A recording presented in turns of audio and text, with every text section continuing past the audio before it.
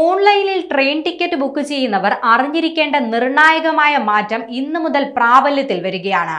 Railway സ്റ്റേഷനിലെ നീണ്ട വരിയിൽ നിന്ന് ടിക്കറ്റ് ബുക്ക് ചെയ്യുന്ന കാലമെല്ലാം കഴിഞ്ഞു. ഓൺലൈൻ സംവിധാനങ്ങളുടെ വരവോടെ റിസർവ്ഡ് ടിക്കറ്റുകൾ ഓൺലൈനിൽ തന്നെ ബുക്ക് ചെയ്യാമെന്നായിട്ടുണ്ട്. IRCTC ആപ്പ് തുടങ്ങി നിരവധി തേർഡ് പാർട്ടി ആപ്പുകൾ ഇതിനായി നിലവിലുണ്ട്. ഇപ്പോൾ ഇത്തരത്തിലുള്ള ആപ്പുകളെ ആശ്രയിക്കുന്ന ആളുകൾ ശ്രദ്ധിക്കാൻ ഒരു പുതിയ അപ്ഡേറ്റുമായി റെയിൽവേ എത്തിയിരിക്കുകയാണ്. ഇന്നു മുതൽ റിസർവ്ഡ് ടിക്കറ്റ് ബുക്കിംഗുകൾക്ക് ആധാർ ഓതന്റിക്കേഷൻ നിർബന്ധമാക്കിയിരിക്കുകയാണ് റെയിൽവേ. ബുക്കിംഗ് തുടങ്ങി ആദ്യ 15 മിനിറ്റിനുള്ളിൽ ടിക്കറ്റ് എടുക്കണമെങ്കിൽ ആധാർ ഓതന്റിക്കേഷൻ കർശനമാക്കിയിട്ടുണ്ട്. നിലവിൽ തൽക്കാൽ ടിക്കറ്റുകൾക്ക് മാത്രമായിരുന്നു ഈ നിയമം ബാധകമായിരുന്നത്. അനധികൃത ടിക്കറ്റ് വിൽപ്പന തടയാനും ജനങ്ങൾക്ക് ഉപകാരപ്രദമായ രീതിയിൽ കാര്യങ്ങൾ നീക്കാനുമാണ് ഈ പരിഷ്കാരം. ടിക്കറ്റ് ബുക്കിംഗ് സമയങ്ങളിൽ മാറ്റമുണ്ടാകില്ല എന്നും റെയിൽവേ അറിയിച്ചിട്ടുണ്ട്. നിലവിലുള്ളതുപോലെ തന്നെ തൽക്കാൽ AC ടിക്കറ്റ് 10 മണിക്കും നോൺ AC ടിക്കറ്റ് 11 മണിക്കുമായിരിക്കും ബുക്കിംഗ് ആരംഭിക്കുക.